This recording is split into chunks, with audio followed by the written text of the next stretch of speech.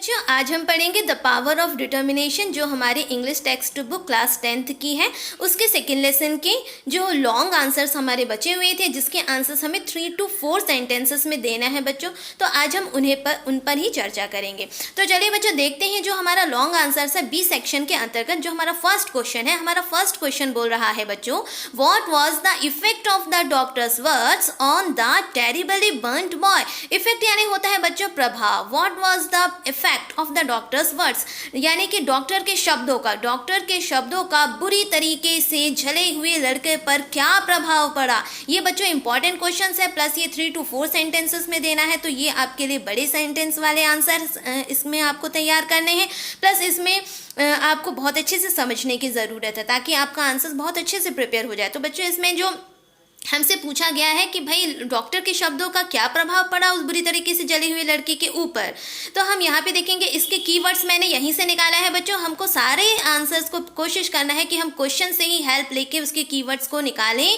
ताकि हमारा आंसर बहुत अच्छे से तैयार हो। क्योंकि क्लास 10th में बच्चों के साथ ये देखा जाता है कि उन्हें आंसर फ्रेमिंग करते बहुत अच्छे से नहीं बनता है, या उन्हें बहुत दिक्कत जाती है कि हम अपने आंसर्स को कैसे लिखें। और मान लीजिए अगर उन्होंने स्टार्टिंग ही भूल गए हैं तो उन्हें ये भी नहीं समझ में आता कि अब स्टार्टिंग कैसे करें, आंसर्स को कैसे लिखें। तो बच्चों इसका बहुत ही सरल तरीका यही है कि जब आपके सामने कोई क्वेश्चंस आता है तो you have to read the questions carefully. आप बहुत अच्छे से उसे पहले पढ़िए और कोशिश करिए कि उसके आधार पर ही मैं अपने आंसर्स की स्टार्टिंग करूं। तो यहाँ पे देखेंगे the effect of the doctors words on the terribly burned boy was that. ये मैंने क्वेश्चन से ही बनाया। अब उसके बाद ये प्रभाव पड़ा कि Once more the brave boy made up his mind। एक बार पुनः उसने अपने दिमाग को इस तरीके से तैयार किया कि he would not be a cripple, कि वह विकलांग नहीं रहेगा। he would not be a cripple, वह विकलांग नहीं रहेगा। he would stand, मतलब कि वो खड़े भी होगा। walk means चलेगा भी, और he would run, मतलब कि सिर्फ चलना, खड़े होना ही नहीं, खड़े होने के साथ साथ वह चलेगा भी एक दिन, और चलने के साथ साथ वह दौड़ेगा भी। मतलब इतनी दूर की उसने प्लानिंग कर ली। तुरंत उसने अपने दिमाग को ऐसा बना लिया कि डॉक्टर तो कह रहा है कि ये तो बचेगा नहीं, और बच भी जाएगा तो क्रिपल रहेगा, परंतु उस लड़के ने यह अपने दिमाग को इस तरीके से तैयार कर लिया कि ना तो वह क्रिपल रहेगा और वह एक दिन जरूर खड़ा होगा, और खड़े होकर वो चलेगा, और चलने के साथ वह दौड़ेगा भी। मतलब he would stand, he would walk and he would run also. मतलब कि ये सारी चीज़ें उसने अपने दिमाग में इस तरीके से बालक ने तैयार कर ली। तो ये असर पड़ा डॉक्टर के उन शब्दों का उस बालक पर। सेकेंड क्वेश्चन है बच्चों लॉन्ग वाले में, जिसका आंसर 3 to 4 लाइन्स में देना है। How did the mother help the boy to overcome his disability. उसकी माँ ने, नन्हे बालक जो था, उसकी मदर ने किस प्रकार से मदद करी उसको, उसकी जो डिसेबिलिटी थी उसको ओवरकम करने के लिए, उसको खत्म करने के लिए, उससे बाहर उसको निकालने के लिए किस प्रकार से उसकी माँ ने मदद करी। तो यहाँ पे देखेंगे बच्चों, हमने यहाँ पे क्वेश्चन से ही बनाया। द मदर हेल्प को मैंने हेल्प्ड कर दिया, second form. The mother helped the boy to overcome his disability.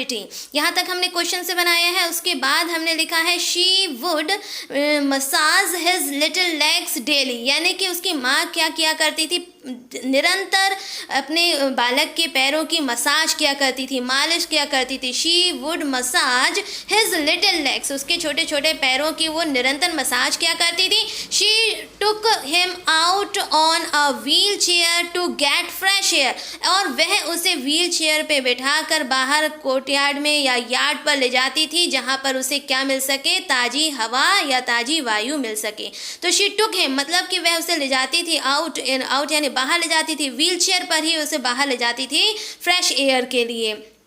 And she एंकरेज्ड, और उसका हमेशा उत्साह बढ़ाती थी, उत्साहवर्धक करती थी उसके साथ। ही एंकरेज्ड हिम रेगुलरली, निरंतर वह उसका उत्साह बढ़ाती थी कि बेटा तुम्हारे पैर जो हैं ठीक हो जाएंगे।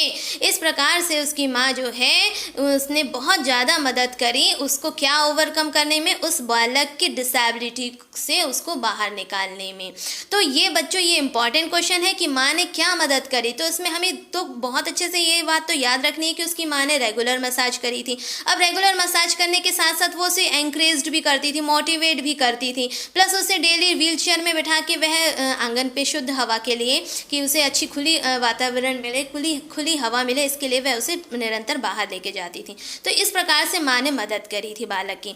नेक्स्ट क्वेश्चन है बच्चों, ये भी एक इंपॉर्टेंट क्वेश्चन है। How did the boy make himself able to walk and run. नन्हे बालक ने स्वयं अपने आप में वह कैसे चलने के और दौड़ने के योग्य हो सका, कैसे वो योग्य हो सका? उसने क्या किया ऐसा कि वह एक दिन चलने के भी योग्य हो गया और दौड़ने के भी योग्य हो गया? तो बच्चों ये इंपॉर्टेंट क्वेश्चन है, इसको हम समझते हैं। The boy made her, make का हमने सेकंड फॉर्म कर दिया है, the boy made himself to walk and run, question से बनाया। अब उसने क्या किया बच्चों? One day he threw himself, एक दिन, वन डे एक दिन, ही थ्रू हिमसेल्फ, उसने अपने आप को थ्रू यानी कि फेंक दिया या गिरा दिया। कहाँ गिरा दिया? कहाँ से गिरा दिया? व्हील चेयर से। एक दिन उसने अपने आप को व्हील चेयर से गिरा दिया।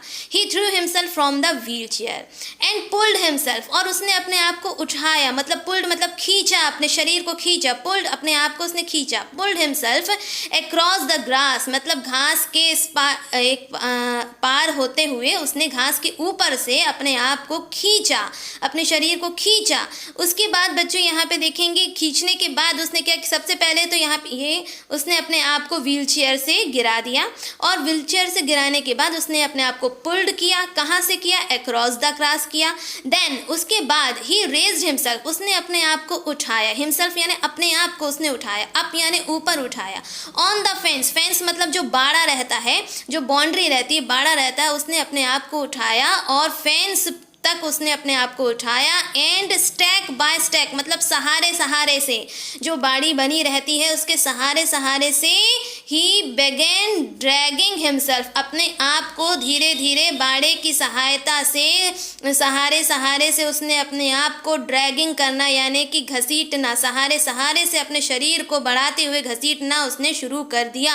अलोंग द फेंस यानी कि उसी के किनारे किनारे, बाड़े के किनारे किनारे, सहारे सहारे से बाड़े के वह उसने अपने शरीर को जो है ड्रैग करना शुरू कर दिया। His regular massage and his iron persistence यानी लोहे के समान जो उसका दृढ़ता थी, और उसका जो रेगुलर यानी कि निरंतर जो मसाज था, तो उसका निरंतर मसाज उसके पैरों का, और लोहे के समान जो दृढ़ता थी, इस वजह से ये दोनों ही चीज़ बहुत ही ज़्यादा उसको मदद करती है। Made him able to stand walk and run, उस बालक को, हिम यहाँ पे बालक के लिए बोला गया है, मेड हिम एबल, इस वजह से ही रेगुलर मसाज और आयरन परसिस्टेंस की वजह से ही वह बालक खड़ा हो सका, चल सका और दौड़ सका। तो उसको खड़े होने में, चलने में और दौड़ने में जो सबसे ज़्यादा मदद किया वो उसकी माँ का रेगुलर मसाज